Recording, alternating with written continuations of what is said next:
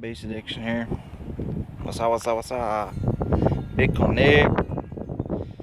Alright, just a quick unboxing. Sorry for the wind. I got 2 boxes of the Noico sound deadener. It's 36 square feet, so you got 72 square feet. But I'm probably going to get another 4 boxes.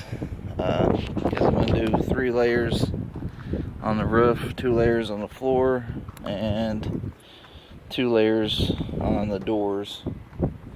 And then I'm going to Loctite foam spray all the quarter panels and crap. So, and then I'm going to do 1 layer of 150 mil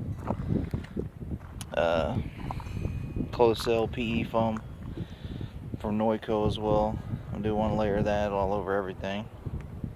But, alright. I seen this on Jeep and Bass YouTube channel. I think his name's Raymond. It's 80 mil. So this is pretty cool. It's got these little bumps, so you can tell where you've rolled over. They compress whenever you roll over them, so make sure you get A1 adhesion. So yeah, just a quick unboxing. Like, share, subscribe, talk some shit in the comment section.